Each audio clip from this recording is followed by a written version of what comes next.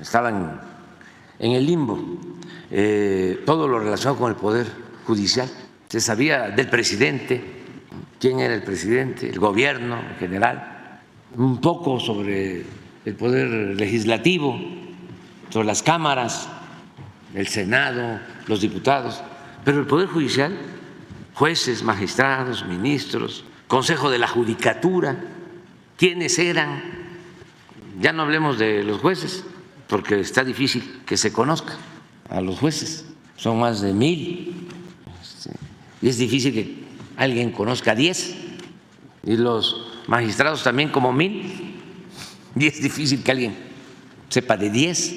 Bueno, ni siquiera los ministros, que son 11, los conocía, ahora más. Entonces, todo esto pues ha llevado a que se propone, porque es nuestra facultad, una reforma al Poder Judicial, y no se entienda bien por qué genera tanto escándalo y de qué se trata.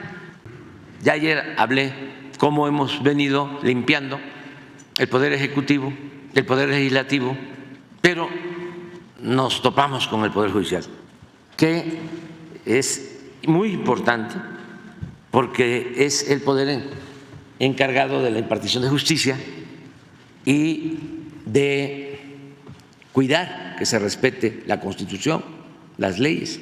Y hemos llegado en nuestro país, como parte de la crisis, de la decadencia, a que ese poder se convirtió en protector de las mafias, del poder económico y del poder político. Entonces, se limpia el Poder Ejecutivo de corrupción, se limpia el Poder Legislativo, pero falta limpiar el Poder Judicial, porque está mal.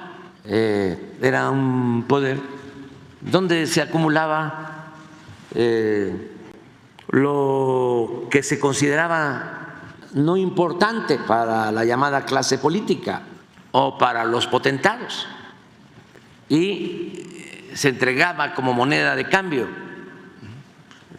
se concesionaba a los partidos para hacer las alianzas arriba. Y esto viene de tiempo atrás. Les voy a hacer la síntesis también para hacer la exposición más sencilla. Después vienen datos, pero me gustaría que pusieras de favor, Jesús, un fragmento. Ayer lo vi de una comedia de Héctor Suárez. Esta comedia creo que la grabó, la transmitieron pues como en los 90, como en el ¿Qué nos pasa? Pues estamos hablando del 90, tiene 30 años, ¿no? Más de 30 años, y ya está hablando de lo mismo, pero esto ayuda más a que se entienda por qué queremos la reforma al Poder Judicial. A ver si lo pones, por favor. ¿Lo tienen? Es que me lo encontré ayer y le agradezco mucho a la gente de las redes que está pendiente de todo esto, y gracias a eso me ayudan en mi trabajo de informar y de orientar. Este periódico, mano, dice que los funcionarios públicos estamos coludidos con la delincuencia y que somos unos corruptos. ¿Tú crees? Ya basta de generalizar, mano. Habemos horrísimas excepciones. Tratamos de hacer nuestro trabajo honradamente, ¿o no? Afirmativo 10-14. Ahí está. Desgraciados.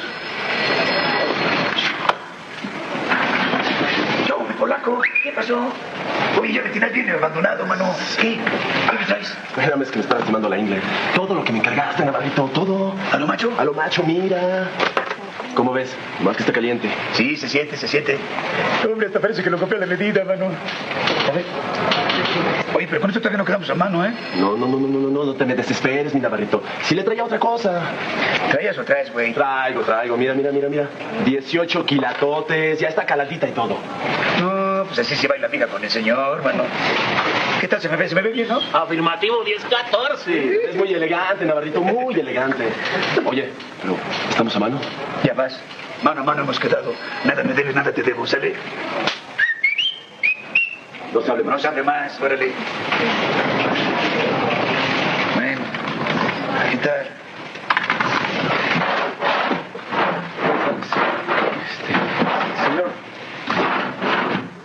señor. Buenas tardes, señor. Buenas tardes, hombre, ¿qué quiere? Venía yo a levantar. Venía viene. Venía escopetecto, váyase. Vengo, señor, Vengo, tienen autoridad, hombre. No sabe ni hablar, hombre. Venía yo a levantar una. ¿Otra vez? Vengo a levantar Siéntese. Viene a levantar una. ¿Va usted a chillar? Entonces, rapidito, porque estoy muy ocupado. A ver, dígame. Pues mire, hace como 20 minutos, señor, un vago, un malviviente de esos llenos de tatuajes, como drogado, golpeado, me asaltó con un arma. Me quitó un reloj y una cadena. ¿Cómo era el reloj? El reloj era un reloj dorado, de números romanos, de pulso ancho, así, bueno, casi como este, señor, casi como el que usted tiene. Como este, hombre, como este, no más que uno. ¿Y cómo era la cadena? Descríbame La cadena me la regaló mi mamá, señor. Mira, a mí no me importa quién se la regaló. A mí sea concreto conmigo. Cadena. Sí, cadena, señor. Robada. De oro, señor, de oro puro, un poco larga y con un crucifijo grande, mire, qué casualidad, parecida, o así. Hombre, vaya, nada más hay una también. ¿Cómo está muy igual, señor. Pues así es la vida, mi maestro. La vida está llena de coincidencias. ¿Cómo dice que era el sujeto? Ya le dije, señor, estaba vago, mal vestido, greñudo, pelos en la cara, tatuajes, señor. Ese fue el que me asaltó. Casi se me olvida. Abusado. Oiga, ese es, señor. Ese no lo van a detener. Ese fue el que me asaltó, señor. No, hombre, ¿cómo no? Ese no puede ser, hombre. Ese es un agente secreto. De veras. Mire, vamos a tornar su caso a la autoridad correspondiente y todo. Pero, señor, ¿tienes el recibo? Aquí lo vamos a atender, Pero, por Dios, ¿qué nos pasa? No, pero no es ese. Hay otro. Pero espero que se vea bien. Sí se escucha. Se ve bien, sí. Pero ahí es que hay otro que es más. Buenos días. Ay, licenciado, perdón. Anúnciese, hombre. Yo creo que era cualquier... Veníamos a ver lo de... ¿Qué pasó con que veníamos? ¿Venían o viene, licenciado? Vienen. Venimos, Eso, Navarrito. ni modo que venían. Pierden la autoridad. Y ustedes ni modo que pierdan la autoridad. Navarrito, ¿qué pasó con los amparos de mi cliente? ¿Otra vez? Pues si ya tiene un amparo del amparo. Acuérdese, Navarro, que es por los delitos a la violación de la ley de instituciones de crédito. Vamos a hacer una cosa. ¿Por qué no me los piden por docena? Así me invitan trabajo a cada rato y a ustedes les puede salir más barato. Ustedes me dicen cómo, yo les hago el debido descuento y además dejan al cliente en su casa porque miren, acá están los orejas de perro nomás con los plazazos. Navarrito, es que ya tiene 2 autos de formal prisión. ¿Y eso qué? Se pueden convertir en libertad condicional. Bueno, pues no habiendo otro asunto que tratar, que tenga buen día, Navarrito. Vale, que le vaya bien. Ándale, Dios. Hasta luego. Hasta luego. Ábrele. Nos vemos para el siguiente amparo, ¿eh? Sí, señor. Ojalá que me traigan algo de Dublín. Híjole, ¿quién como estos buenos hombres de negocios, verdad? Conocen Europa, Australia, las Islas Caimán, Dublín, España. Híjole. No, hombre, trabajar para ellos sí es divino. Sí. Ojalá que estos pobrecitos cuando se les compongan sus cosas, pobrecitos banqueros, ¿verdad? Sí. Que la mala fe y la mala interpretación y la envidia han hecho que se interprete mal todo lo bueno que hacen, hombre. ¿O no, mano? No. ¿O normativo, Dios caro? Sí, mano. Venme a depositar este cheque en mi cuenta de las Islas Galápagos, hijo. Normativo 1014. Ahí está el poder. Sale. Vale, órale. ¿Qué pasó con mis papeles, señor Navarro? ¿Qué pasó, Rafaelito? ¿Qué pasó? Pues ¿cuánto te dije que enseñaras? Hace un año. ¿Hace un año? Oscar, ya sabes qué, vete dentro de 4 meses, ya seguro que los tengo. ¿Seguro? Seguro. ¿Verás? Órale. Te voy a dar los papeles, güey, sí como... Ese está más claro, pero bueno, vamos a la actualidad.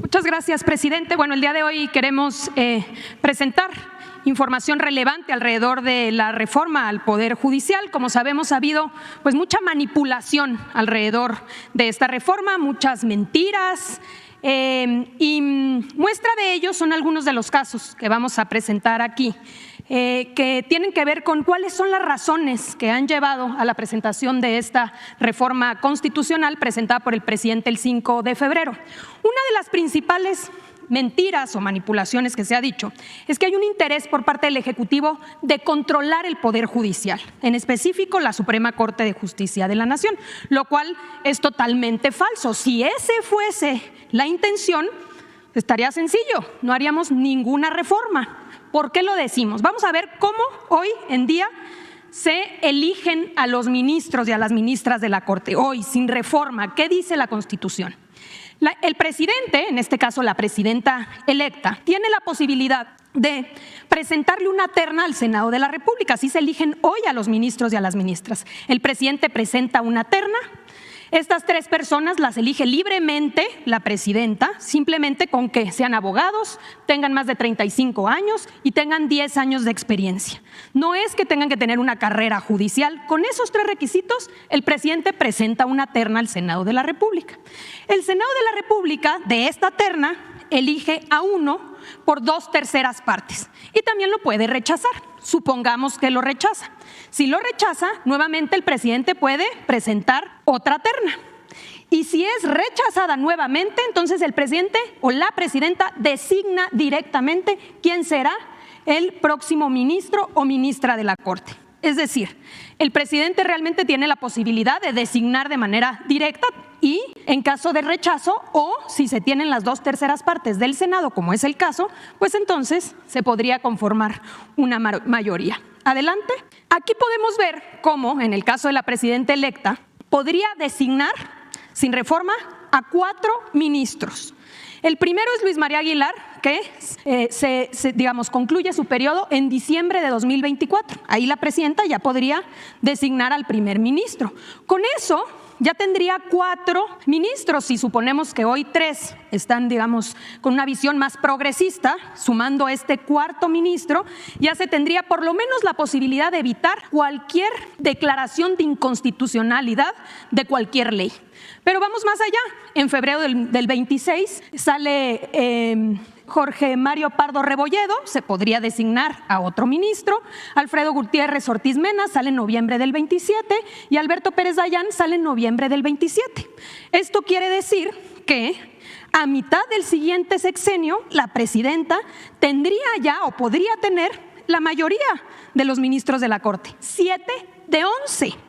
Si la intención fuese esa, pues simplemente no se haría ninguna reforma y se quedarían las cosas como están. Pero no es el caso. La reforma lo que está planteando es que sea la ciudadanía la que participe, el pueblo de México, a través de un proceso democrático que pueda acudir a las urnas y pueda votar por quién considera son los mejores perfiles para ser ministros de la Corte, magistrados y jueces en su caso. Adelante. Por el otro lado, sabemos muy bien que la problemática no se concentra solamente en la Suprema Corte. La problemática y los vicios que hemos constatado en el Poder Judicial permean todo el sistema. Está en el caso de los jueces, de los magistrados y también en el caso de los ministros. Y hay varios casos que vamos a presentar el día de hoy. Aquí ponemos 3. En el caso de injerencia en asuntos electorales, no podemos perder de vista, por ejemplo, cómo en diciembre de 2023 la ministra Piña convoca a una cena privada, estamos hablando meses antes de la elección presidencial, convoca a una cena privada en casa de un ministro, de González Alcántara, al dirigente del PRI, Alejandro Moreno, al coordinador de campaña de la entonces candidata presidencial, Xóchitl Gálvez, a Santiago Krill, quien conocemos hoy no acudió, pero fue invitado, y a los magistrados electorales de la Sala Superior. Aquí recordar que la Corte no tiene posibilidades de involucrarse en temas electorales, le corresponde exclusivamente al Tribunal Electoral. Bueno, pues tenemos este antecedente que da cuenta de la injerencia en asuntos electorales. Otro caso relevante, recordemos que en julio del 24 un juez de distrito le ordena al Tribunal Electoral que designe a 2 magistrados para poder integrar el Tribunal Electoral. Totalmente indebido, nuevamente. Los jueces no tienen competencia en materia electoral, pero aún así este juez decide ordenarle al tribunal. ¿Qué sucede? Que el tribunal, por supuesto, rechaza por completo esta decisión y le dice: juez, tú no tienes ninguna competencia. Vale la pena señalar que esta decisión se da unos días antes de calificar la elección presidencial. Y finalmente un tercer caso, muy reciente, apenas en agosto de este año, donde la ministra Piña admite un recurso presentado por el dirigente del PAN, Marco Cortés, para que la Corte pueda interpretar y definir los criterios de la asignación de plurinominales. Recordamos que hubo todo un ambiente respecto a la supuesta sobrerepresentación, nuevamente que le toca al Tribunal Electoral determinar. Aquí la ministra Piña decide darle entrada a que sea la Corte la que determine estos criterios. El ministro ponente dijo: no somos competentes, no puedo decidirlo. Adelante. Tenemos también constancia de los vicios que ha existido en los supuestos procedimientos de selección de jueces, los exámenes, que mucho se ha dicho ahora de los mejores perfiles llegan a ser jueces. No podemos desconocer en 2019, como muchos otros casos, los escándalos en venta de exámenes que han habido alrededor de estos casos. Aquí podemos constatar cómo incluso fueron destituidos los que estuvieron a cargo de la escuela judicial por haber vendido estos exámenes en 186,000 pesos. Pero también se puede acreditar cómo en estos concursos de oposición las impugnaciones son elevadísimas de aquellos que no quedan en los exámenes. ¿Por qué? Porque consideran que hay un alto nivel de influyentismo y de inequidad. Es decir, que en estos exámenes muchas veces quedan los cercanos a los ministros o los cercanos a los magistrados. Adelante. Adelante. También podemos ver el enorme entramado de familiares que participan en el Poder Judicial, el nepotismo. Aquí, en diciembre de 2022, el propio Consejo de la Judicatura, son datos del Consejo de la Judicatura, revela lo siguiente. La mitad del personal, el 49%, que equivale más o menos a 24,546 personas, tiene al menos un familiar en el Poder Judicial. El 85,4% de los magistrados y el 67% de los jueces tienen familiares en el Poder Judicial. Los magistrados tienen en promedio 4,7 familiares trabajando en el Poder Judicial. El 23,7% del personal del Poder Judicial tiene más de 4 familiares trabajando en la institución. La persona que acumula más familiares en el Poder Judicial tiene 26 parientes trabajando en la misma institución, incluyendo un magistrado, 13 secretarios, 2 actuarios y 10 oficiales. Esta información se obtiene del registro voluntario que realizan los trabajadores. Es decir, tú tienes que señalar, bajo protesta de decir verdad, quiénes son tus familiares. Pero hay que considerar, y como se sabe, muchas veces se declara aquellos que tienen tus mismos apellidos, pero no necesariamente a aquellos parientes políticos. Es decir, a esto habría que sumar cuñados, nueros, nueras, suegros, yernos y muchos otros familiares que también forman parte de esta problemática. Adelante. Por el otro lado tenemos un problema adicional. El Consejo de la Judicatura, que debería ser este órgano que se encargue de vigilar el comportamiento de los jueces, de los magistrados y en todo caso sancionar cuando ubique casos de corrupción, de nepotismo, de cualquier otra violación, pues debería actuar. Pero aquí tenemos los datos de cómo esto no ha sucedido. De 2004 a 2023 se han presentado 38,000 quejas contra funcionarios del Poder Judicial. De estas quejas se han desechado el 86% sin ni siquiera iniciar una investigación. Ya no digamos que concluyeron, no se investigó en el 86% de los casos. De las quejas que sí se investigaron, el Consejo de la Judicatura apenas sancionó a 472 jueces y magistrados en todo este periodo. ¿Qué quiere decir? Apercibimientos y amonestaciones, 0,7% del total de quejas. Suspensiones, 0,27% del total de quejas. Destituciones, 0,11%. Inhabilitaciones, 0,06% del total de quejas. Y sanciones económicas, 0,04%. es un órgano que no es eficiente para vigilar el comportamiento de los jueces. Y vamos mucho más allá. En el caso del Ejecutivo, de las dependencias, Gobernación y muchas dependencias del Ejecutivo, se han presentado en los últimos meses, de enero de 2023 a la fecha, 72 denuncias contra jueces y magistrados, que aquí muchas veces se presentan en cero impunidad. Bueno, de estos 72 casos que se han presentado ante el Consejo de la Judicatura, ninguno a la fecha ha sido resuelto y ninguno a la fecha ha sido sancionado. Adelante. Y finalmente, para darle la palabra a la secretaria Rosy Cela, el tema de remuneraciones. La Constitución, en el artículo 127, fracción segunda, establece con claridad, y a la letra lo leemos: ningún servidor público podrá recibir remuneraciones por el desempeño de su función, empleo, cargo o comisión mayor a la establecida por el presidente de la República en el presupuesto correspondiente. Así de literal lo establece la Constitución. ¿Qué ha venido sucediendo? Que los criterios de la Corte han sido de resistencia a cumplir con este precepto constitucional, diciendo: a nosotros no nos aplica. ¿Por qué? Primero dicen: porque los ministros designados antes de 2009, que fue la reforma, ya tenían un derecho adquirido. Entonces, como viene la reforma, pues los ministros que estaban antes, esos no les puedes reducir el sueldo. Pero después dicen: pero es que tampoco a los ministros que entraron después de 2009, porque sería discriminatorio, no puede haber diferencias salariales. Entonces, a los anteriores no, pero a los nuevos tampoco. Y luego, un argumento más, dicen: es que es demasiado ambiguo.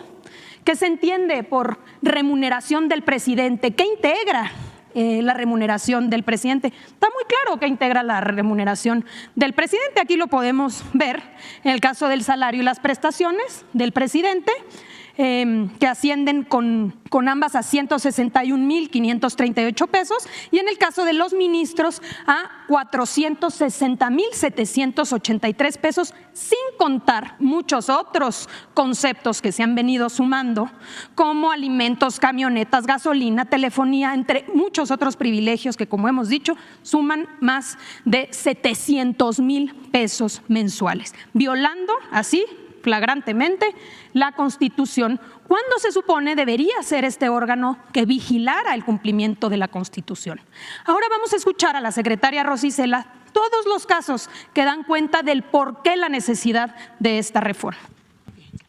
Con su permiso, señor presidente, buenos días a todas y a todos. Adelante. El día de hoy vamos a presentar algunos, solamente algunos, de los casos representativos de la falta de justicia o de impartición de justicia en algunos de estos casos. Casos que hace justicia lenta, los sabadazos, la parte de la imposición de sentencias que pasan años y años y la gente no recibe una sentencia. Entonces, aquí vamos con la primera. Rápidamente, estos son los casos de jueces que otorgaron libertad a delincuentes en fines de semana: viernes, sábado, domingo, sabadazo clásico. Adelante. Este es el caso del juez Gregorio Salazar Hernández, con sede en Almoloya de Juárez, su juzgado, que da beneficio a Janet Miriam, quien era colaboradora de Genaro, exsecretario de Seguridad Pública, y le da un cambio de medida cautelar que significa la liberación inmediata desde el centro de justicia. Ya ni siquiera van al reclusorio, sino desde el centro de justicia les declaran libertad inmediata. Y bueno, los delitos peculado y delincuencia organizada. Y lo que decíamos, en viernes, para tratar de sorprender a las autoridades, y de manera que no pueden a veces checar todas las fiscalías, todos los juzgados del país para ver si tiene alguna orden de aprehensión o un proceso pendiente. Adelante. Otro caso es el del juez Andrés Escamilla González. Él está en el estado de Tamaulipas con residencia en Reynosa, y la persona beneficiada es Vicente Javier, alias el Cholula o el Puebla. Él es parte del grupo criminal Cártel Jalisco, y los delitos: robo con violencia, homicidio calificado, asociación delictuosa, privación ilegal, secuestro, y el plazo otorgado para la liberación es inmediato. Entonces, estas decisiones que toma el propio juez en viernes. Claro que checamos todo y tenemos que soltarlo, pues a veces más de 24 horas después, porque hasta que no se revise bien, indicamos la parte de lo que sucede en otros estados. Adelante. Otro juez es Adrián Leobardo Ríos González. Él está ubicado en el estado de Nuevo León, con sede en Monterrey, y él beneficia a José Eliseo, o alias El Charal. Él es parte del grupo delictivo de los Zetas y los delitos homicidio y robo, y el plazo otorgado para la liberación en sábado es inmediatamente. Adelante. Otra jueza es Angélica Sánchez Hernández, concede su juzgado en Cosamaloapan, Veracruz. Ella benefició a Itiel El Compa Playa. Él es integrante del Cártel Jalisco, está acusado de homicidio calificado, doloso, calificado y agravado, y la notificación del egreso se hace el sábado, un sabadazo, y el plazo otorgado para la liberación es de 1 hora. De todas maneras continúa procesado por otros casos, pero es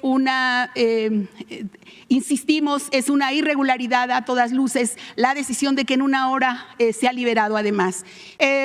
Otro juez, Rogelio León Díaz Villarreal, con residencia en Almoloya de Juárez, pues este señor juez le dio la libertad al señor Abraham, alias El Rodo. Él es hermano del líder del Cártel Jalisco Nueva Generación. La fecha de notificación de su egreso fue el domingo y le da un plazo a la autoridad para liberarlo de 3 horas. Adelante. Otro juez, Daniel Ramírez Peña, él está también su residencia en el juzgado de Almoloya de Juárez. La persona beneficiada es Angélica. Ella es también integrante familiar del cártel de Santa Rosa de Lima, este cártel que opera en Guanajuato, donde hay tanta problemática de violencia. La fecha de su notificación es el viernes y el plazo otorgado es de 12 horas. Fue liberado el sábado. Ella continúa con un proceso, pero pues es otra evidencia más de las anomalías de los jueces. Adelante. También la jueza Perla Fabiola Estrada Ayala, con sede en Campeche. Ella da beneficios a Pedro Antonio El Manchas El Cholo, quien pertenece al grupo delictivo de los Zetas y está acusado del delito de delincuencia organizada y de delitos contra la salud. El plazo otorgado para su liberación es 24 horas. Insistimos en las liberaciones de los viernes y los sábados. Adelante.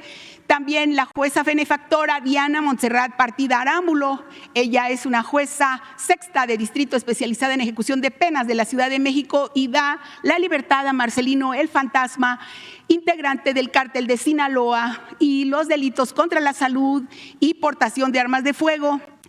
Y la libertad la da en viernes y el plazo otorgado para su liberación 24 horas. Adelante. También el juez José Luis Hernández Hernández, él está en Torreón, su sede está en Torreón y beneficia a Guillermo El Memo. Él es integrante de la Fuerza Antiunión Tepito, es el hermano de el Tortas, así lo conocen, y los delitos contra la salud y posesión de cartuchos. Su fecha de notificación de egreso del penal es el viernes y le da 24 horas a la autoridad para que sea egresado. Adelante. Esos son algunos casos de jueces. Ahora, ¿cuáles son algunos delincuentes beneficiados también por el Poder Judicial, de los más relevantes? Adelante. Pues tenemos el caso del exgobernador de Puebla, Mario Marín. Él es acusado por el delito de tortura cometido en agravio de una importante periodista. Entonces, este caso es donde la jueza Angélica del Carmen Ortuño Juárez, por el delito de tortura, le da un cambio de medida cautelar y lo manda a su domicilio particular en Puebla, y aparte le pone Guardia Nacional afuera de su domicilio, dispone de elementos para que sea cuidado permanentemente. Entonces, aparte de que le da una libertad a domicilio de manera anómala, pues tenemos que ocupar elementos de la Guardia Nacional para estarlo cuidando. Adelante. También está el caso del exdirector general de Pemex, Emilio, también, quien le hacen un cambio de medida cautelar que no estaba debidamente fundada y le dan brazalete y también de que no pueda salir de la Ciudad de México, así como la entrega de su pasaporte. Adelante. También está el caso de 3 detenidos este año por la Fiscalía de Guanajuato. Este caso es de un grupo de delincuentes que opera ahí en Guanajuato. Uno de ellos es el hijo del delincuente conocido como El Marro, y la juez María del Refugio Castañeda Guillén no le da prisión preventiva a estos delincuentes y les da la libertad. Adelante. Y también en el caso del exgobernador de Chihuahua, acusado por peculado y asociación delictuoso, él se llama César Horacio. Este caso es llevado por la jueza Hortensia García Rodríguez. Ella está en el Distrito Judicial de Morelos. Ella es jueza de control allá en Chihuahua. En este caso, la jueza, tras convocar a una audiencia de revisión de medidas, cambió la medida de prisión preventiva a una prisión domiciliaria, aportación de brazalete electrónico y entrega de pasaportes. Pero vean qué tipo de perfil de delincuentes son. Adelante. También al delincuente Fernando Emanuel, alias El Panther, que opera en Guanajuato, el juez del Tribunal del Juzgado Único de Oralidad en materia penal con sede en Celaya, Guanajuato, Jorge Quirós Quintero, le da una inmediata libertad por la causa penal de tentativa de homicidio, y este homicidio es en grado de tentativa en agravio de 3 personas. Aquí hay que decir que pues este señor Fernando Emanuel es el segundo al mando de el líder criminal El Marro allá en Guanajuato. Adelante. También está este otro caso en donde el ex procurador general de la República, el señor Jesús Murillo, que fue vinculado a proceso por delitos de desaparición forzada de personas y tortura, precisamente por el caso Ayotzinapa, le dieron el cambio de medida cautelar, y esta situación de concederle la prisión domiciliaria y se traduce precisamente en una situación que tiene que ver con los magistrados del primer tribunal colegiado en materia penal del primer circuito, quienes votaron a favor, Juan José Olvera y Horacio Armando Hernández, y en contra de esta decisión el juez Francisco Javier Saravia Asensio. Perdón, estos son magistrados del primer tribunal colegiado, los 3, 2 a favor y 1 en contra de la medida cautelar de llevarlo a prisión domiciliaria. Adelante. También tiene que ver con el grupo delictivo de los Fabianes, detenidos durante un cateo realizado aquí en la alcaldía Gustavo Amadero. Ellos fueron acusados por portación de armas y por recursos de procedencia ilícito, por cohecho, por falsificación también de documentos contra la salud, usurpación, y el juez consideró inverosímil que en el lapso de 1 minuto los elementos hayan llegado a un inmueble, tocaran la puerta, nombraran a sus testigos, ingresando al lugar donde encontraron los detenidos. Entonces los dejó en libertad, y pues es aquel caso en donde uno de ellos se dio a la fuga del penal adentro y pudo salir brincando una cerca. Adelante. También este caso de delincuentes beneficiados por el Poder Judicial, hay que recordar este caso para la población que sepa qué clase de jueces tenemos que no tienen a veces consideración de las víctimas. Este caso del juez del Tribunal de Enjuiciamiento del Distrito Judicial de Tlanepantla, del Poder Judicial del Estado de México, que se llama Juan Manuel Alejandro Martínez Vitela, estuvo en un juicio oral que fue público, cometido por el tío de la menor, el señor Alejandro, y se le acusó por el abuso sexual de una niñita que tenía 4 años de edad, ocurrido el 26 de febrero del 2022. Este abuso sexual cometido en agravio de una niñita. Entonces, este juez dictó una sentencia absolutoria y libertad inmediata a favor de este delincuente, porque a su consideración faltaron pruebas. ¿Y cuál fue la prueba a la que, según este juez, faltó? El que la niña no dijera el tiempo ni la fecha exacta de la ocurrencia de estos lamentables hechos. Esto, a pesar de que los protocolos judiciales con perspectiva de infancia dicen que los menores no están obligados a referir lugar, día y hora debido a su edad, obviamente, para no ser revictimizados. Entonces, este es el tipo de jueces que a veces toman decisión en contra de una víctima.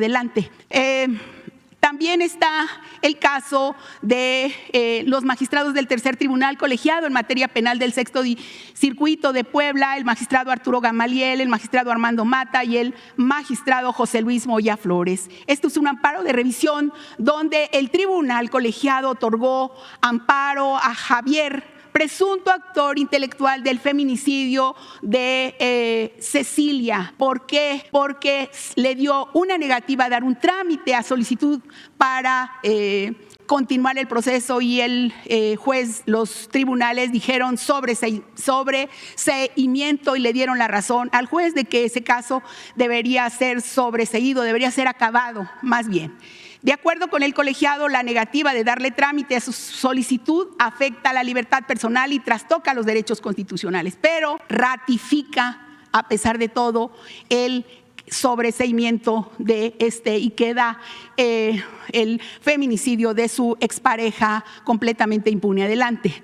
También pues está este otro caso en donde los magistrados del Primer Tribunal Colegiado en materia penal en Jalisco, del Tercer Circuito, José Clemente Cervantes, Manuel Camo Maínez y Taide Noel, regresaron las propiedades por medio de un amparo a 13 personas en las cuales tenían un aseguramiento de la Fiscalía General consistente en diversos bienes, coches y diversos vehículos de lujo y hasta un inmueble, una casa lujosa que tenía estas personas y se las regresaron al Cártel Jalisco de manera irregular en este municipio de Zapopan. Adelante, este caso había sido relacionado con un secuestro y los detenidos y las personas, los bienes por la Secretaría de Marina. Adelante rápidamente.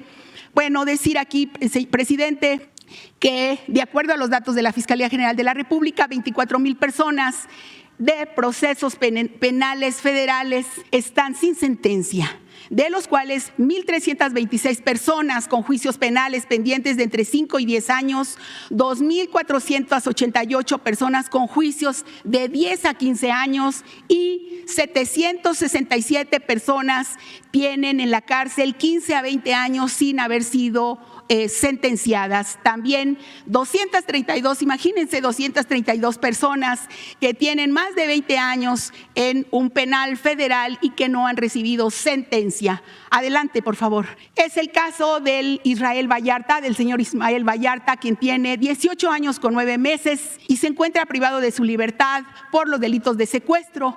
Su detención se dio en el marco de un montaje difundido en el noticiario de Carlos Loret con la participación en la tortura de Luis Cárdenas Palomino, quien se desempeñaba como director de Seguridad Federal de la Policía Federal. Adelante.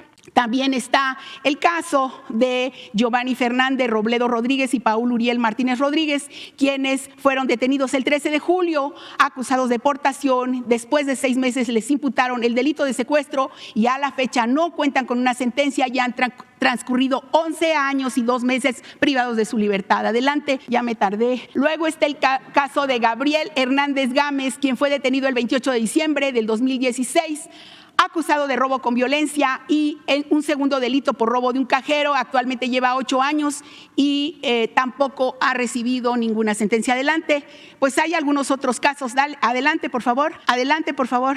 Este es otros casos de jueces que no autorizan órdenes de aprehensión y traemos algunos de estos casos, como no autorizan órdenes de aprehensión la jueza Adriana Yolanda Vega Marroquín contra el exgobernador de Tamaulipas, señalado por delincuencia organizada y operaciones con recursos de procedencia ilícita. Adelante. Este otro juez, que se llama Juan Fernando Alvarado López, también no autoriza orden de aprehensión contra Francisco Javier, también exgobernador de Tamaulipas, por la modalidad de lavado de dinero y defraudación fiscal, y también pues la investigación que se lleva por delincuencia organizada adelante. También el caso de el juez Gerardo Genaro Alarcón López, así como de los magistrados Alberto Torres Villanueva, Manuel Bárcena Villanueva y Guadalupe Ramírez Escobar. En este caso, estos magistrados y juez no niegan una orden de aprehensión contra Genaro por el delito de enriquecimiento ilícito, el exsecretario de Seguridad Pública, y esta decisión fue confirmada por estos magistrados. Adelante, por favor. Y pues otras personas a las que se les ha negado órdenes de aprehensión es el caso del exgobernador de Veracruz, Javier N. Lo niegan los magistrados del 9º Tribunal Colegiado en Materia Penal, José Manuel Torres, Michelle Franco González y Juan Carlos Ramírez Benítez, magistrados del 9º Tribunal Colegiado en Materia Penal del Primer Circuito. Este es del caso de Veracruz. Adelante. Y este último, con este terminamos, presidente. Recordar el caso Colosio. El 4 de enero de 2024, la Fiscalía General de la República solicitó una orden de aprehensión en contra de Jorge Antonio Sánchez Ortega. Él era agente del CISEN. La acusación fue por su probable participación en el homicidio de Luis Donaldo Colosio Murrieta, el candidato presidencial de aquel tiempo. Esta acusación fue en calidad de coautor material, de segundo disparador, de segundo tirador. Esta acusación se hizo con base en 123 pruebas recabadas, de las cuales 50 de ellas son absolutamente contundentes para tener por demostrada su probable responsabilidad. Para el 5 de enero, o sea, un día después, el juez quinto del Distrito de Procesos Penales Federales en el Estado de México, Jesús Alberto Chávez Hernández, negó la orden de aprehensión y no valoró las pruebas recabadas por la Fiscalía. Para el 8 de enero, la Fiscalía interpuso un recurso de apelación contra esta resolución de la negativa de la orden de aprehensión. Y el 1 de agosto de 2024, el primer Tribunal Colegiado de Apelación del Segundo Circuito, con sede en Toluca, confirmó la negativa de orden de aprehensión. Por ello, se destaca que la resolución fue basada en normatividad que no es aplicable para juzgar los hechos ocurridos en 1994. 2, que no se realizó un estudio integral de las pruebas que presentó el Ministerio Público. 3, el tribunal negó la solicitud de captura en contra de Sánchez Ortega porque obviamente no estudió ni fueron valoradas las pruebas del recurso de apelación interpuesto por la Fiscalía. El 2 de agosto, hay que decirlo, el periódico Reforma publicó la resolución del mencionado tribunal, aunque el Ministerio Público no había sido informado del caso. Eso sería, presidente.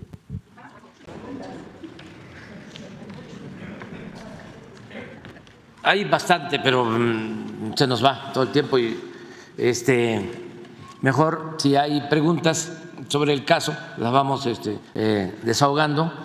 Quedaron pendientes Eliane, Óscar y Alberto.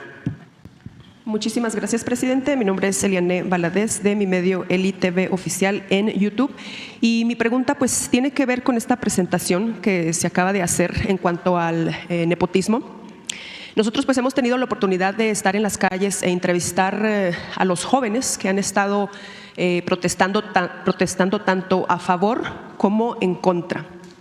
Y sí nos hemos encontrado casos de los que están en contra que han resultado ser familiares de algunos jueces o ministros. Entonces, mi pregunta, presidente, sería, ¿qué haría la reforma en este caso de nepotismo? Porque sí se ve pues que hay muchísimos trabajadores que incluso pues están protestando en estos momentos.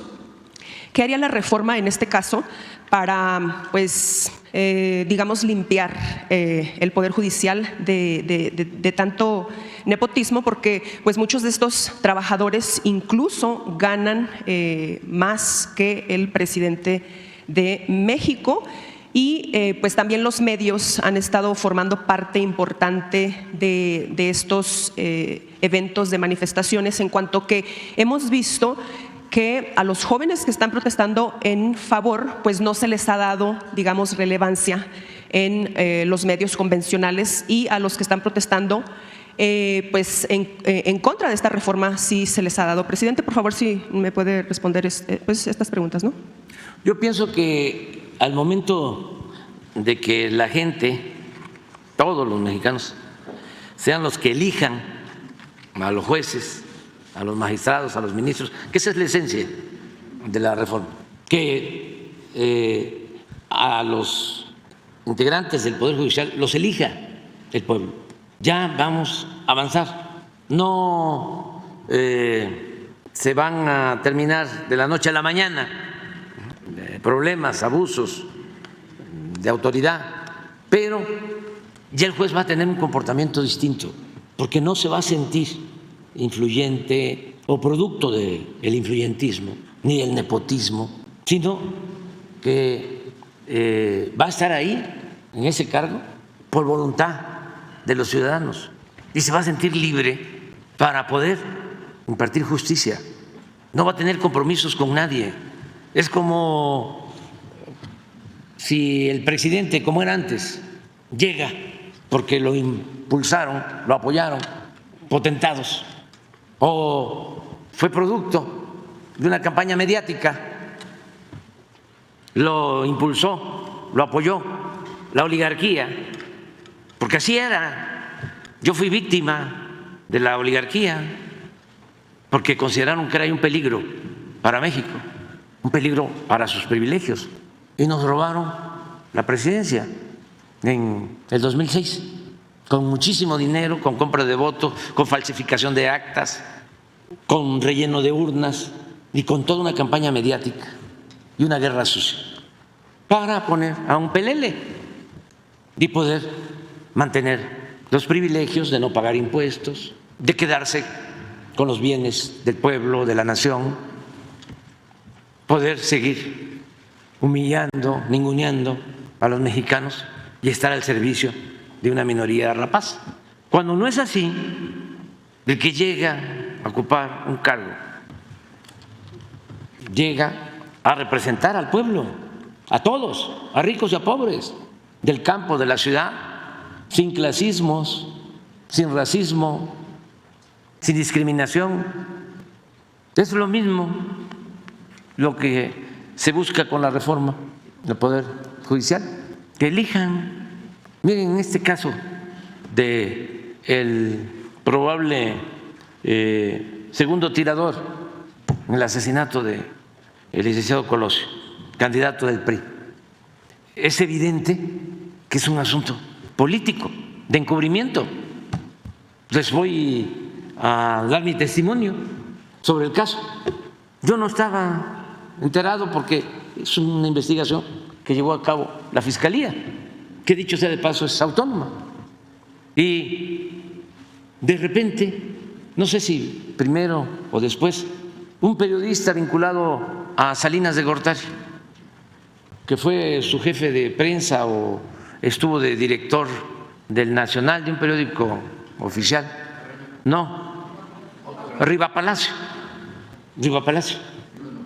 director de Notimex, dice que según fuentes del Palacio, que hasta me reí, se estaba preparando, estábamos nosotros preparando una acusación sobre el segundo tirador en el homicidio del licenciado Colosio, con propósitos políticos, porque venían las elecciones, para afectar a Carlos Salinas.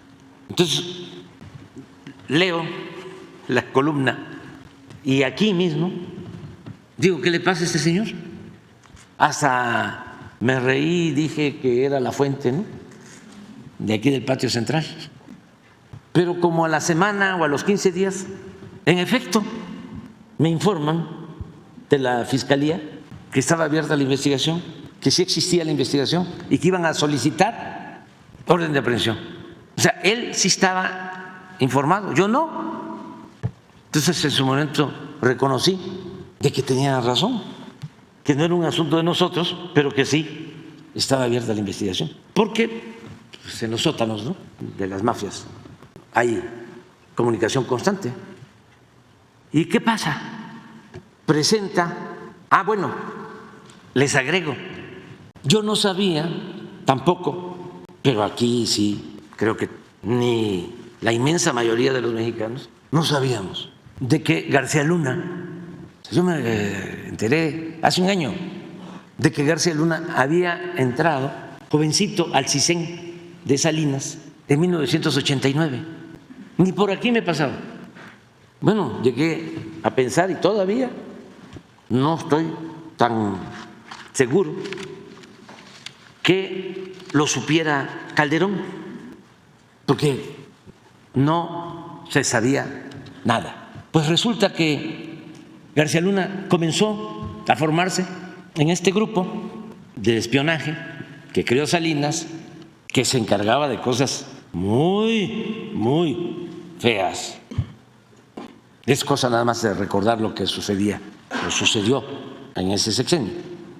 Bueno, pues ese joven que entra en el 89, casi al mismo tiempo que inicia el gobierno de Salinas, llega a ser subdirector o subcoordinador, y en la investigación que hace la Fiscalía aparece de que el que va a Tijuana a buscar al segundo tirador es García Luna en 1994, o sea, ya después de estar casi 6 años en el CISEN.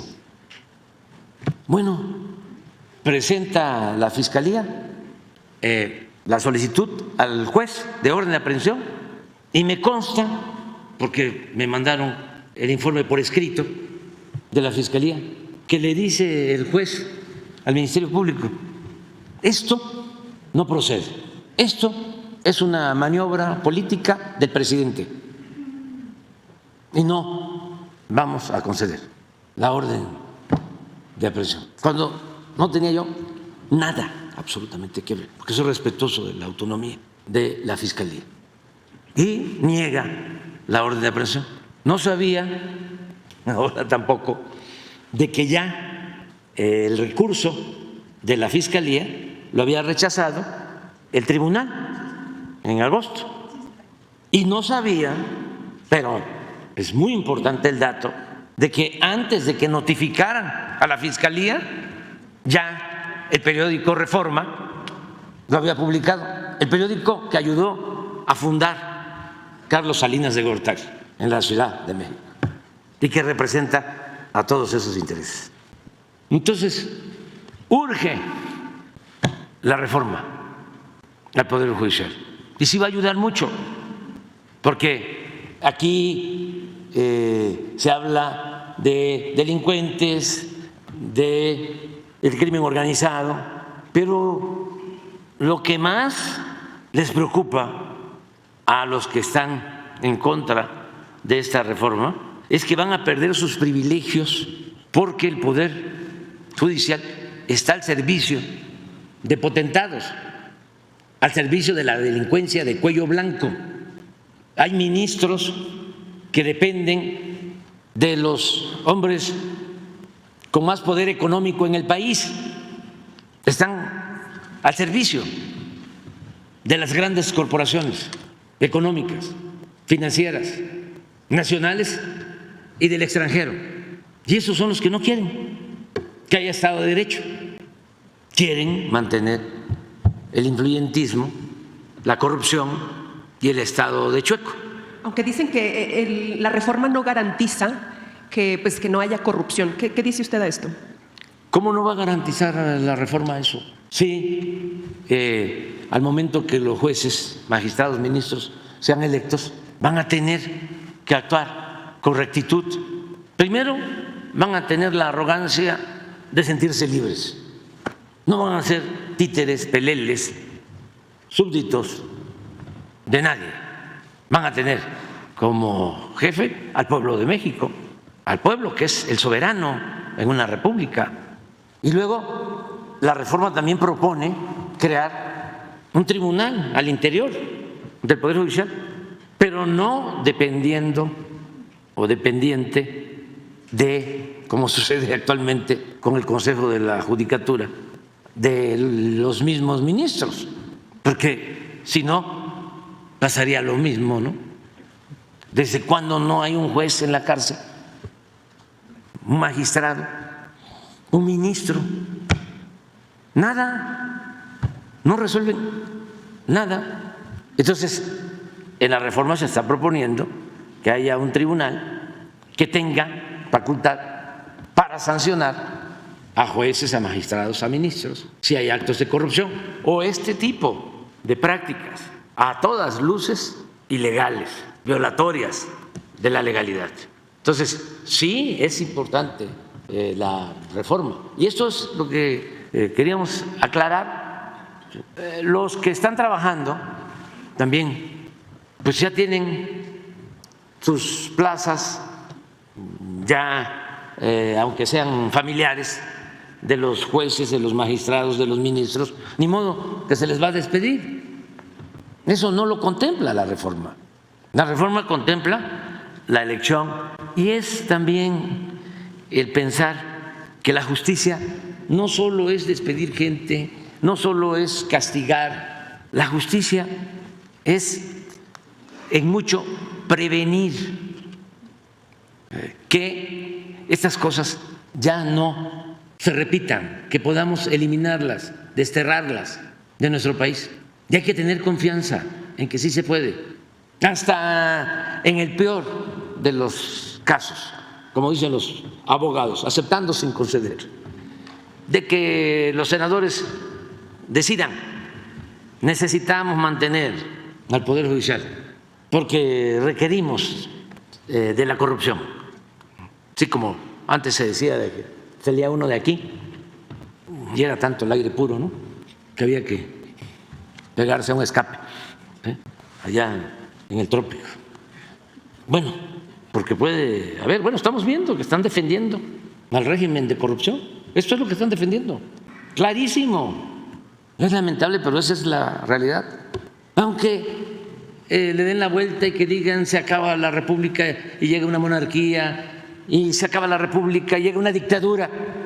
Yo decía, bueno, para que haya una dictadura, si no es la dictadura del proletariado, porque a lo mejor también en eso están pensando, porque no tiene ni siquiera rigor teórico, académico, ¿sí? Es mucha la deshonestidad intelectual. Bueno, para que haya una dictadura se necesita un dictador, ¿no? O una dictadora. Pues yo ya me voy. Pues solo que estén pensando, Krause, de que ya no va a ser la coronación de la reina, como que decía que era una monarquía lo que iba a llegar, Claudia Carlota, sino ahora va a ser la dictadora Claudia Porfiria. Digan lo que digan, lo que están defendiendo es un régimen corrupto. Pero regreso a mi planteamiento, ganan los corruptos en el Senado. Ya cumplimos nosotros, aunque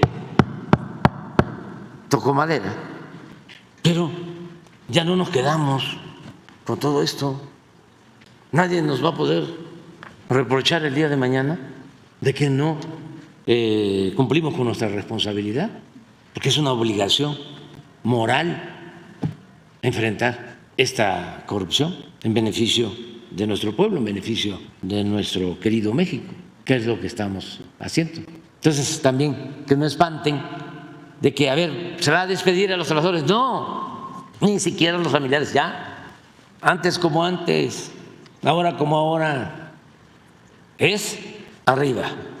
Siempre los privilegios se dan arriba y hay que limpiar de privilegios y de corrupción al gobierno como se barren las escaleras de arriba para abajo.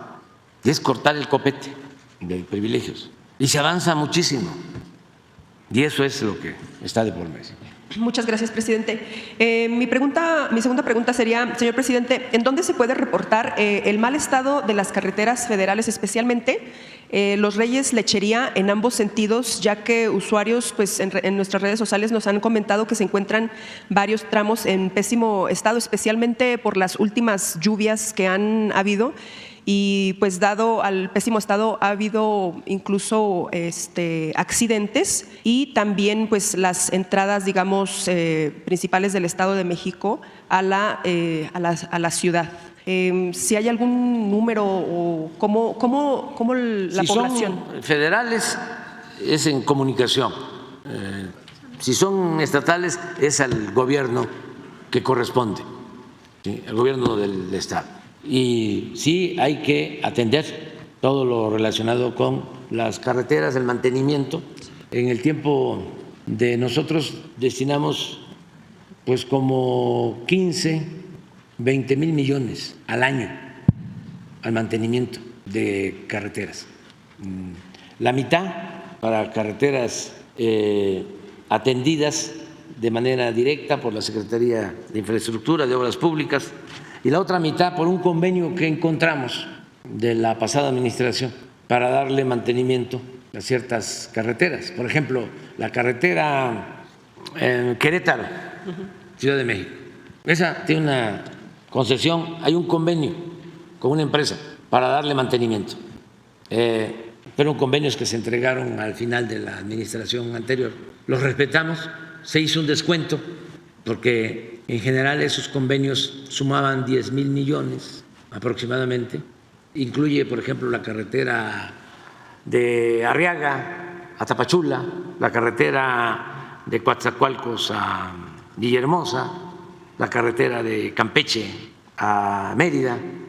Entonces logramos un descuento de 1,000 millones por año y esos 1,000 millones los entregamos, se transfirieron a municipios de la montaña de Guerrero, municipios pobres también para la construcción de sus caminos de mano de obra, artesanales.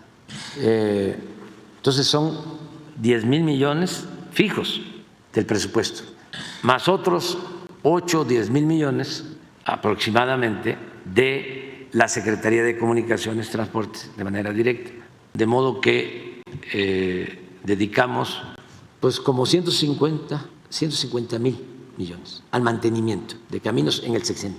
Sin embargo, hace falta más y hace falta trabajar mucho en los tramos estatales.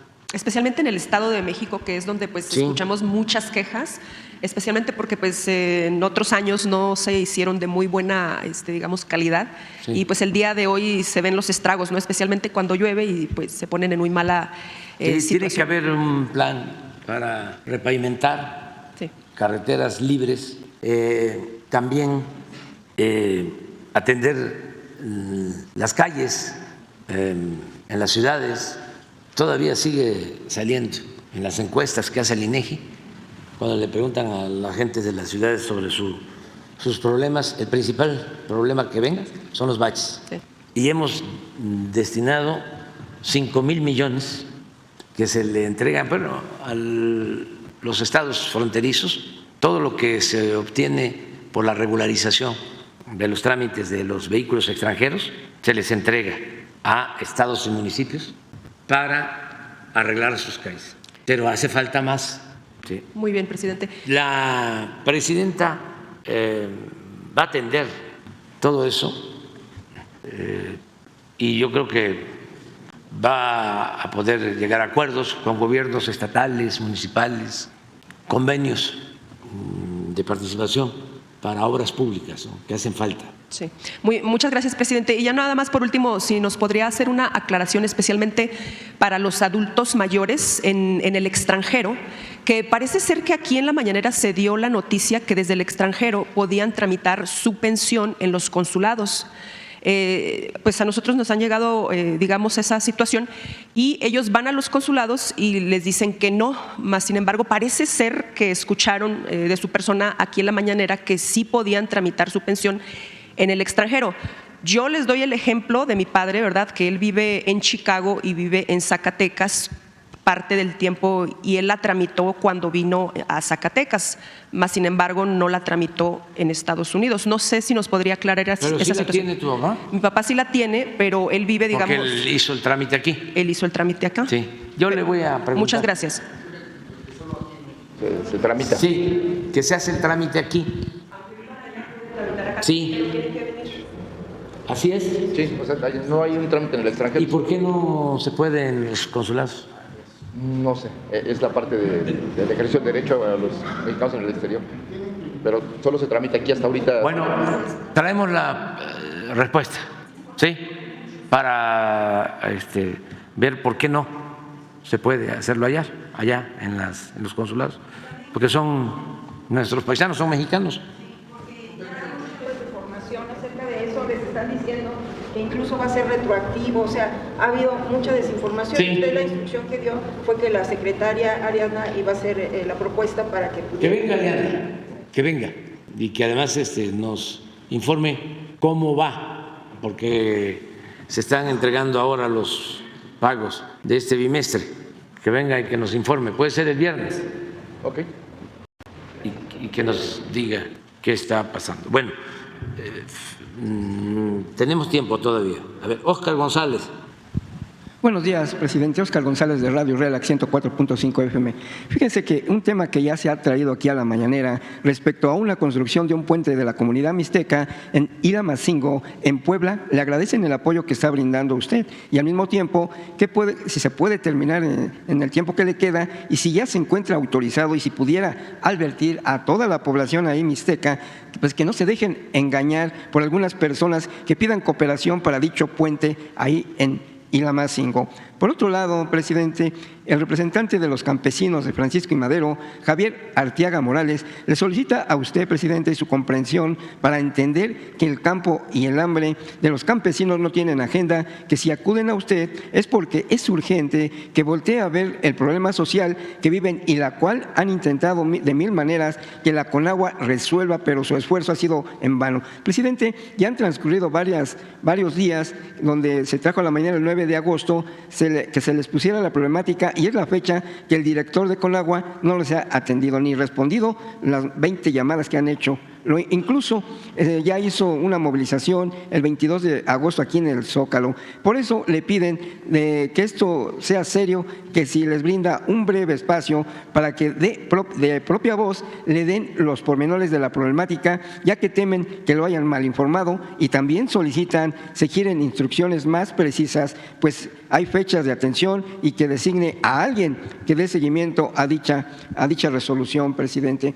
Y por otro lado, es muy importante que en México, presidente, se erradique la fabricación de delitos o carpetas de investigación. Digo esto porque en nuestro país muchos presos pues están en penales de manera injusta. Tal es el caso pues de que me hacen llegar a través de su servidor una carta que dice: escribo este texto suplicando y rogando justicia para mi cuñado Iván Zuno García y mi hermana Dafne Cruz Galindo, ya que pues ella fue tocada y abusada sexualmente por el señor que ahora sabe, pues se llama Adán. Mi cuñado, al percatarse de ello, pues obviamente entró en su defensa y ahora se encuentran pues ya detenidos. Él se encuentra privado de su libertad en el penal de Cuautitlán Izcalli y ella en el Centro Femenil de Barrientos, Estado de México, debido a la presión pues que están ejerciendo estas personas, presidente.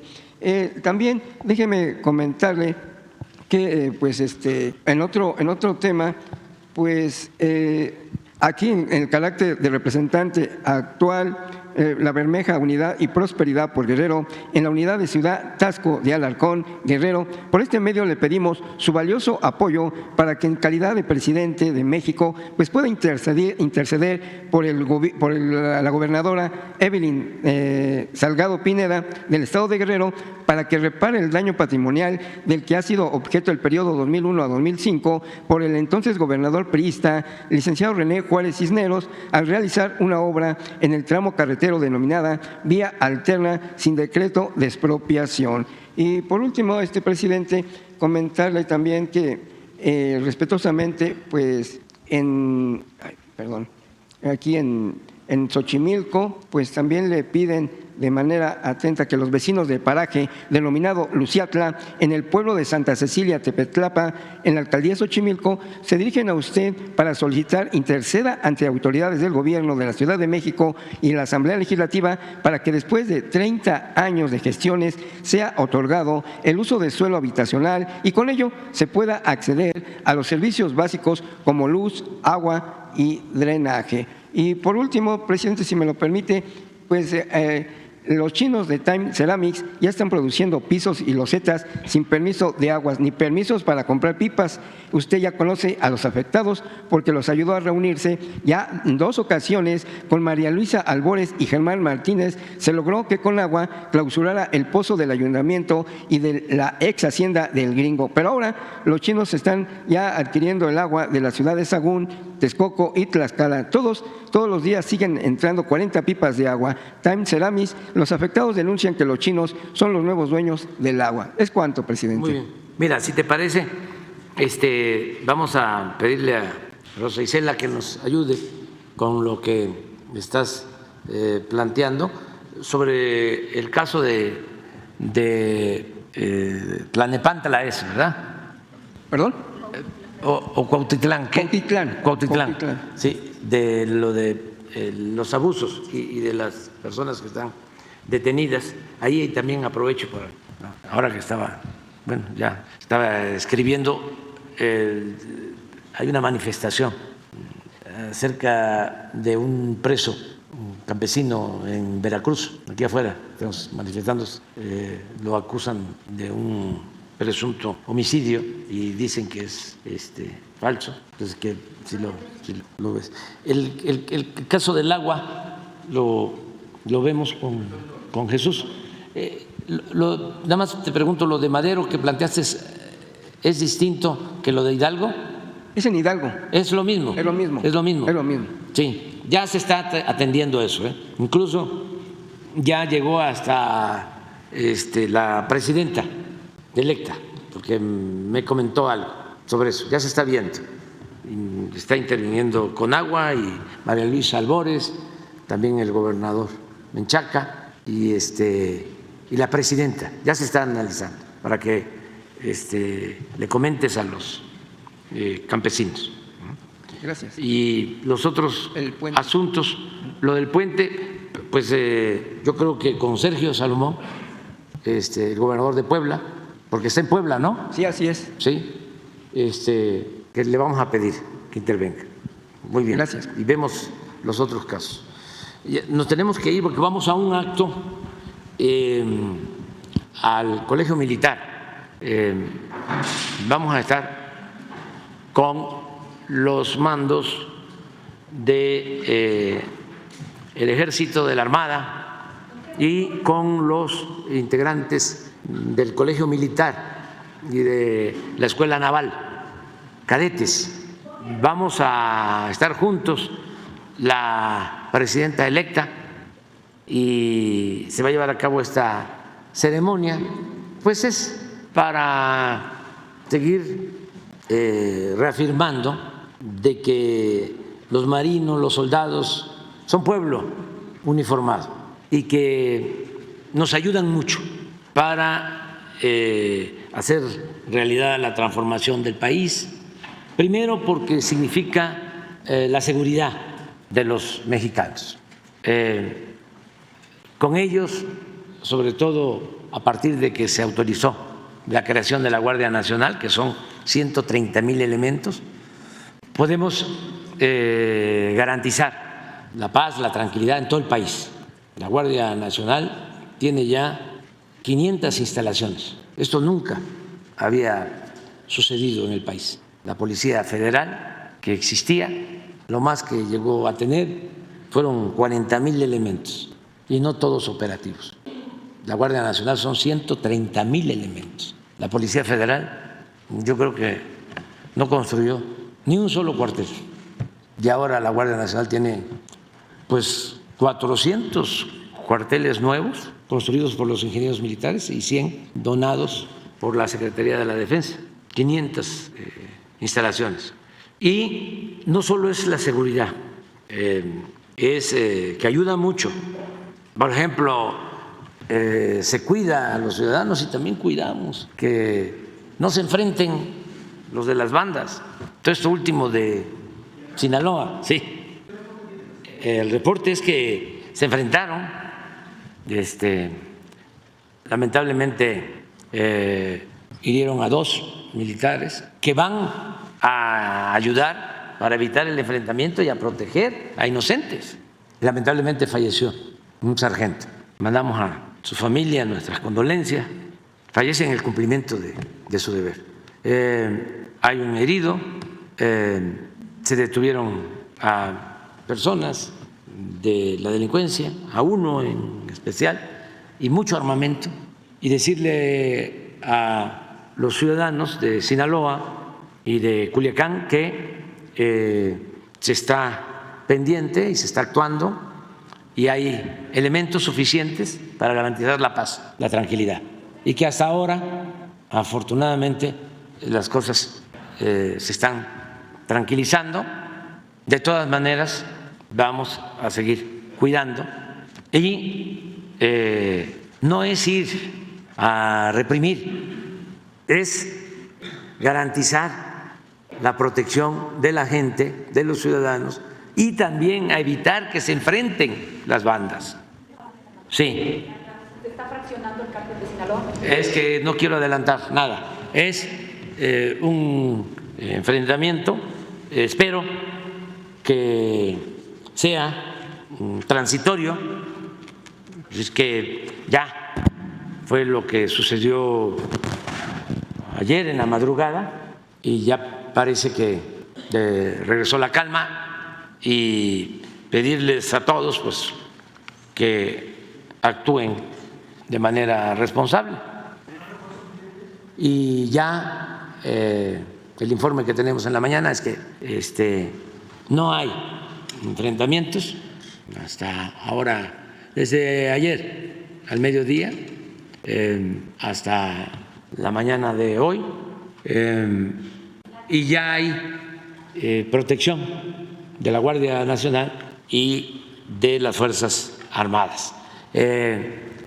Todo eso es posible cuando se cuenta con el respaldo leal de las Fuerzas Armadas, la lealtad a los ciudadanos, la lealtad al pueblo. Y también las Fuerzas Armadas pues, nos ayudan mucho en todo lo relacionado con la atención a la población que padece de fenómenos naturales, huracanes, inundaciones, temblores. Ahí están con el Plan Marina, con el Plan DN3, son los primeros en llegar y ahora nos están ayudando mucho también en el desarrollo del país, porque se están construyendo obras con ingenieros militares que han significado crear bienestar, empleos, participan en la construcción del Tren Maya, estamos hablando de 600,000 empleos. La Secretaría de Marina, encargada de la construcción de cerca de 1,000 kilómetros de vías férreas en el Istmo y en el Golfo y en el Pacífico, nos ayudan mucho, marinos, soldados, y ese espíritu es el que también se está auspiciando, se está difundiendo en las escuelas, ya en todos los planes de estudio de las escuelas, tanto las vinculadas a Marina como a la defensa, hay materias sobre derechos humanos, protección, respeto a derechos humanos. Es un cambio, es toda una transformación. Entonces, por eso la presidenta consideró que era importante, antes de que tomara posesión, que la acompañara a tener esta reunión. Van a estar ahí los nuevos secretarios. Muy buena la opinión. No, ella decidió porque a ella le corresponde, pero decidió muy bien. Y son nombramientos claves. No se puede uno equivocar en eso. Yo no me equivoqué con el general Sandoval y con el almirante Ojeda. Y ella tampoco se va a equivocar, porque los dos que se nombraron por el trabajo, pues uno es jefe del Estado Mayor, desde luego que lo conozco. Estaba todas las mañanas en las reuniones de seguridad, porque a las reuniones de seguridad asisten los secretarios de Marina, de Defensa y los responsables de los estados mayores, tanto de Marina como de Defensa. Entonces, él asistía y en otros informes. Entonces, tengo buena impresión de él. Lo escogió bien la presidenta. Lo recuerdo porque encabezó, creo que el desfile, no el anterior, no, el 2022, sí, ¿verdad? Sí. Siempre hay un comandante del desfile y él estuvo. Y en el caso de Marina, pues también lo conocí porque es responsable, o era, creo que ya en estos días ya lo sustituyeron, del plan del Istmo. Es el almirante Morales. Sí, también lo conocí. No sabía yo que el general Trevilla era de Campeche, pensé que era de aquí, de la ciudad. Y sí sabía que el almirante Morales era de Oaxaca, de Sola de Vega, de Oaxaca. No es en la costa, pero está cerca ahí, en el mar. Sí, es muy posible que esté vinculado a eso. Pero, pues, hasta el mismo señor Zambada escribió de que no era conveniente la violencia o algo por el estilo. Entonces, no queremos violencia, nadie quiere la violencia. El pueblo de Sinaloa no merece la violencia, el pueblo de México no merece violencia. En el mundo hay que desterrar la violencia, hay que afiliarse, inscribirse, participar en el partido de la fraternidad universal, en el partido de la paz, de la no violencia. Bueno, queda pendiente, porque no le podemos quedar mal, Alberto. ¿Dónde está Alberto? Queda pendiente para mañana. Bueno, nos vemos. ¿Le damos bienvenida a Yunes a Morena? Yunes, el senador. No estoy enterado de eso, o sea, ya ven que es bastante el trabajo aquí, ¿no? No, es mucho el trabajo. Pero ustedes son investigadores, mirones, profesionales. Justamente usted denunció a esta familia, ¿usted cómo vería? No, es que no sé yo lo que está pasando, no sé sobre eso. Yo presenté una iniciativa y lo que sí sostengo es que es importante la reforma al Poder Judicial. Presidente, ¿me prepararía mi libro para mi madre, por favor?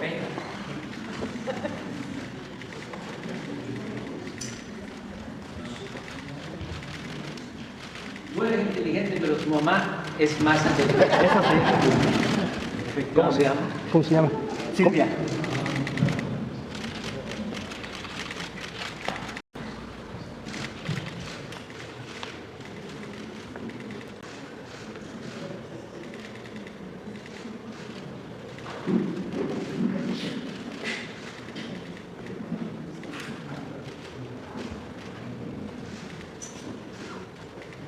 Saludos, mamita.